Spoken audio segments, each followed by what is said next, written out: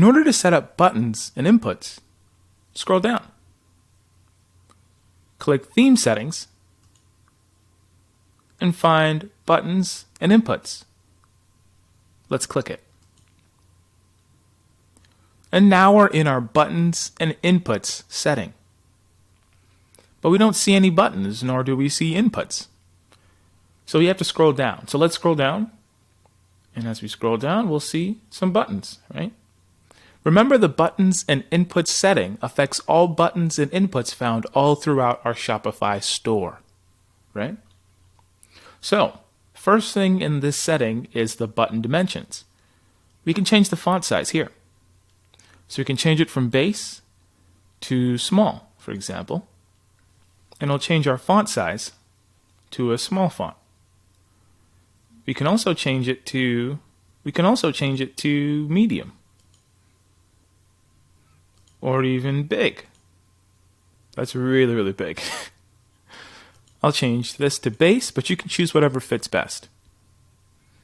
You can change the additional width, right? So the width of your button.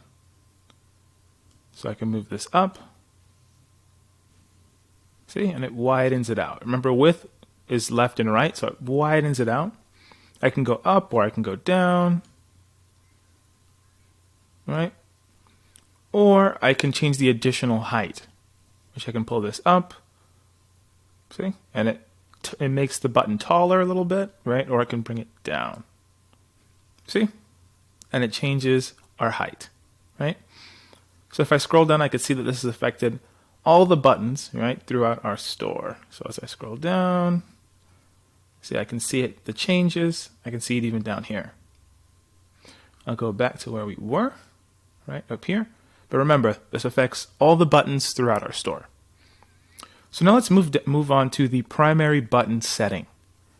So in primary button, we have a primary button style.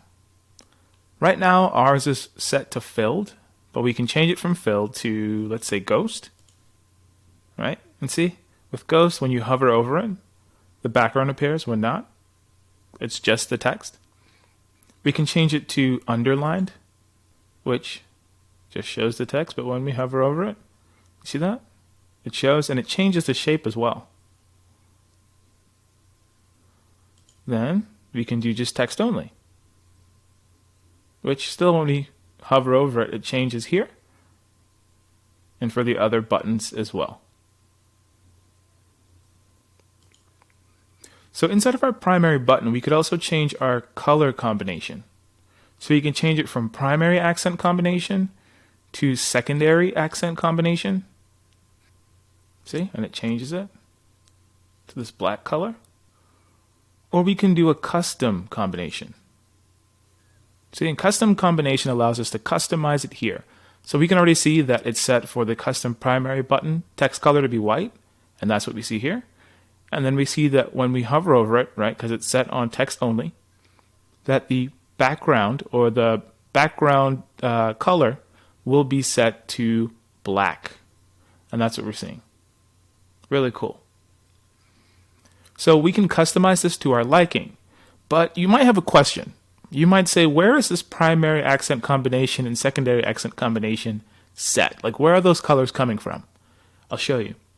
So when we back out of the buttons when we back out of the buttons and input section, if we go to base colors and we click it, we can see that our primary accent combination and our secondary accent combination can be found here, right? So this is where we can customize it so that throughout our theme, anytime we set primary accent color or secondary accent color, it will show what we have set here, right? Just out of the box, it's set for green for the background color and white for the text for the primary accent color. And for the secondary accent combination or secondary accent color, it's set for the white for the text color and black for the background color. But remember, we can change it if we need to in here. So I'll go back to buttons and inputs. And in here, right, we're still set for custom combination, but you can choose whichever option you want. I'll leave it here for now. But we also have the primary button hover effect. So right now when we hover over, ours appears because it's set to text only, but I can change it from darken to, let's say, lighten. So when we hover over it now, it still looks the same, right? Because we're in text only. But if I change this, let's say, to filled, I'm not seeing a difference. Let's try reverse colors. See? Now when we have reverse colors and we click, you see that? It reverses the colors. We have that our text color is white and our fill color is black. You see as we hover over it, it is reversed.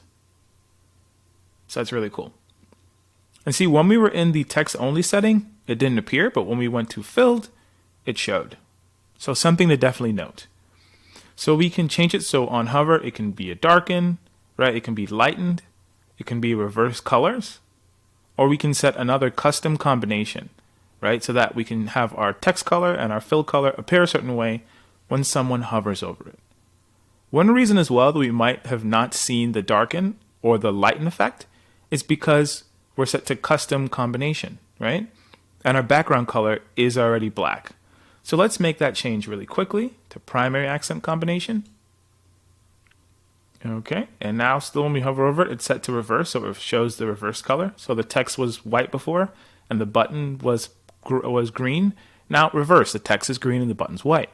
But let's go to darken. Right, and now when we hover over it, you see that? It darkens. We can see it now because the background color isn't black. For lighten, if we click it, see, once we hover over it, it lightens. See, the color lightens over the button. So a lot of cool settings that we can mess with the hover effect. So we can do darken, lighten, none, where it just stays the same if you hover over it. I'll show you none right now. With none, you see it just stays flat. But see, tons of different options, and if you want to customize it, you can use custom color, and I'll click that now. And when you hover over it, let's say we can change the hover fill color to something wild, like orange. See, so now it's green, but if we hover over it, it's orange. See, so it gives us a lot of flexibility.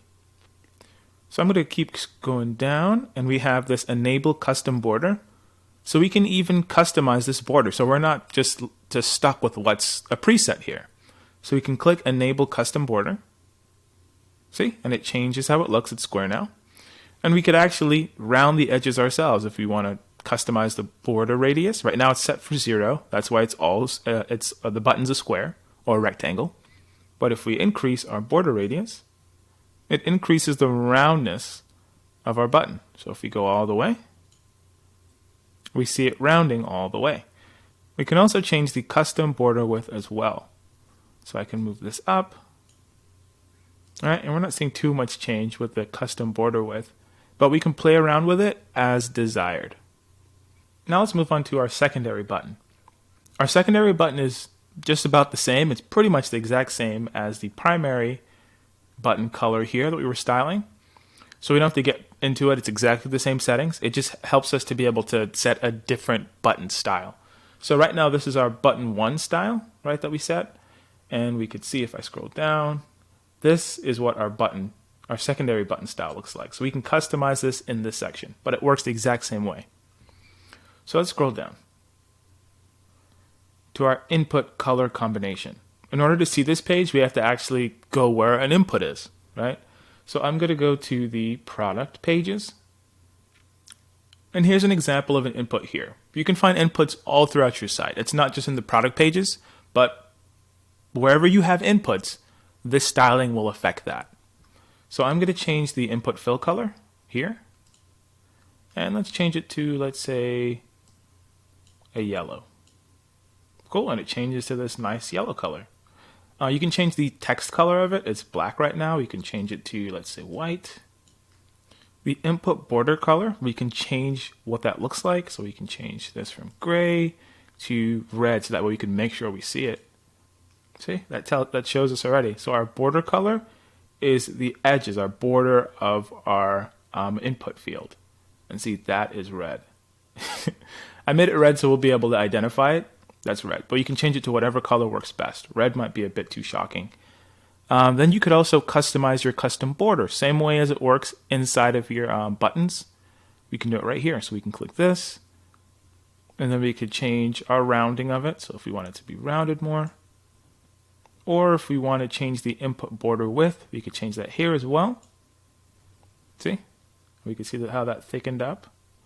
But so we can play around with it as desired, as much as we want. And that's the coolest part about this. If you're thinking, why or when would I use buttons and inputs? Here's an example. So if I scroll down right here, this is our call to action. I'm going to back out of buttons and inputs. Back out one more time.